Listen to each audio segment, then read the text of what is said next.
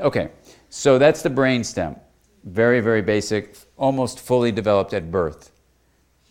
Okay, then you come out of the womb.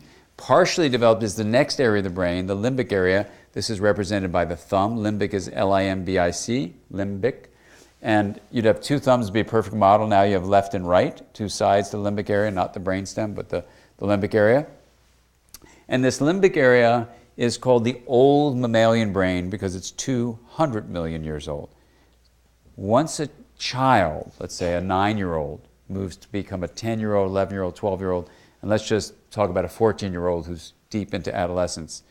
The adolescent brain has more intense emotions than a child's brain. How do we know that? The limbic area brainstem and the signals from the body are more influential on what's going on in the higher reasoning cortex than in children or even in adults. And as you'll see, this increased emotionality has an upside and a downside. In general, what emotion is something that evokes motion.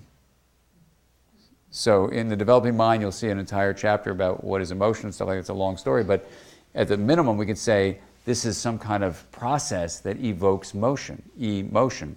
So you can see where nature would want to make this child become more emotional to evoke them to get ready to leave the house, right? You got to have something going on. That's the first nature move that we're going to identify. Now, what's the upside and downside of that? What would be the downside of being more emotional?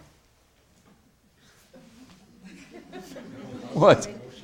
What's that? The whole house is in motion till you get out. The whole house is in emotion and motion before you get out, right? So it can be full of Sturm und Drang, right?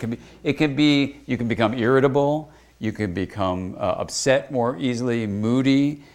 You can have a relationship with yourself that's confusing because these below the cortex, these limbic areas, brainstem and body, are all below the higher cortex we're going to talk about next.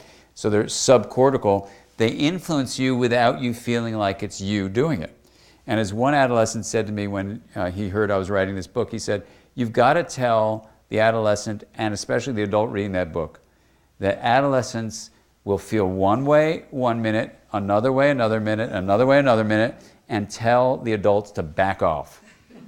And just let us feel whatever we feel. And it's all the difference in the world whether an adult jumps on an adolescent for just being emotional and tries to give them a consequence for being emotional, when in fact that's what their brain is designed to do.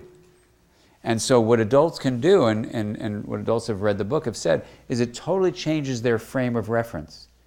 They understand that emotionality is a healthy part of the changing in the brain. It's not about raging hormones. It's actually about change in limbic, brainstem, and body input to the cortex. Totally different thing, because you can learn how to deal with that. You can learn how to deal with that.